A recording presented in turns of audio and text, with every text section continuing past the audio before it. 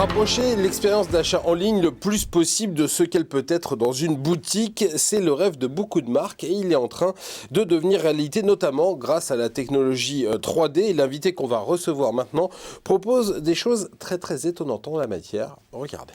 Et je suis avec Jérémy Verdeau, bonjour. Bonjour. Vous êtes le cofondateur de Smart Pixel. Ce que vous proposez, c'est une solution qui permet de modéliser en 3D des produits et de pouvoir changer la couleur, la matière, etc. etc. Comment ça fonctionne ? Alors ça fonctionne, en fait c'est des technologies qui viennent du cinéma et du jeu vidéo. Et le but ça va être de vous montrer une image qui ressemble à une photo mais qui ne l'est pas. Le produit n'a jamais été fabriqué et pourtant vous avez l'impression de le voir et vous avez l'impression qu'il a été pris en photo pour vous. Le but c'est que vous pouvez dire j'aimerais bien le voir dans telle couleur, dans telle matière, j'aimerais mettre mes initiales dessus. Et en fait nous on va capturer toutes ces informations-là et la montrer à quoi le produit va ressembler à la fin.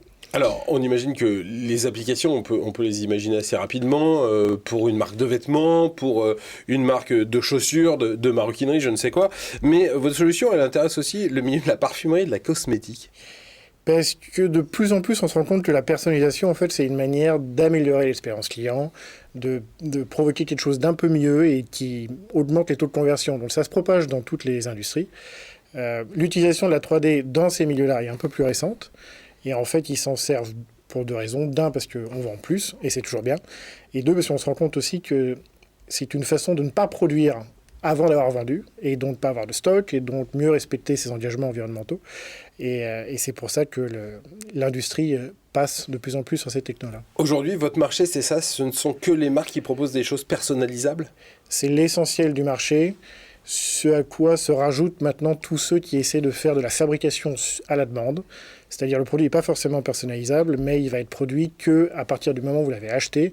Et vous l'achetez en le voyant, donc c'est nous qui allons être en charge de vous montrer le produit avant qu'il soit fabriqué. Et c'est ça l'importance de pouvoir évidemment tester des couleurs, mais aussi d'avoir une idée du rendu de la matière, du toucher, de ce que cela va pouvoir donner. Par exemple, si c'est une veste, de la façon dont je vais pouvoir la porter, Exactement. etc. Exactement. Quand vous achetez un produit, en particulier un produit de mode, il y a quand même quelque chose, une émotion qui doit transparaître. Donc nous, dans notre techno, on doit rendre ça. On doit rendre cet aspect de la matière, comment elle réagit à la lumière, tous ces petits signaux faibles qui fait que ça vous donne envie. Aujourd'hui, c'est qui vos clients ? Ce sont de grands groupes internationaux ? C'est beaucoup de groupes de luxe qui préfèrent que je ne parle pas d'eux. D'accord. Et certains on n'est pas obligé de les citer, on peut juste citer le secteur de doigt. C'est essentiellement du luxe, à 95%, ouais. Et il y a aussi des grands du sportswear. Donc dans les marques de luxe, par exemple, on a Valentino qui vous permet de personnaliser des sacs. Vous pouvez apporter la photo d'un animal de compagnie et ça va être transposé sur votre sac. Et nous, notre boulot va être de vous aider à vous rendre compte de à quoi ça va ressembler. Le but, c'est vraiment d'aider à augmenter les ventes et à finalement, une fois qu'on a vu l'objet sur son écran, le sac avec l'animal de compagnie, si on reprend cet exemple-là, une fois qu'on a vu ce que ça donnait, il y a beaucoup plus de chances qu'on ait envie de l'acheter. Exactement, parce qu'on vous demande pas de faire un effort d'imagination, ce qui fait toujours très peur, surtout quand c'est des produits de luxe, donc des produits assez chers. Assez cher, oui, bien sûr. Et donc on vous montre, on vous fait une promesse qu'on va tenir. Le produit va ressembler à ça, et c'est ce que vous êtes en train de co-designer avec la marque. C'est quoi la suite pour vous ? C'est quoi la suite pour Smart Pixel ? C'est quoi les champs qui s'ouvrent à vous ? Les grands champs d'application, c'est qu'on fait ça beaucoup sur des images et on commence à faire ça sur des vidéos.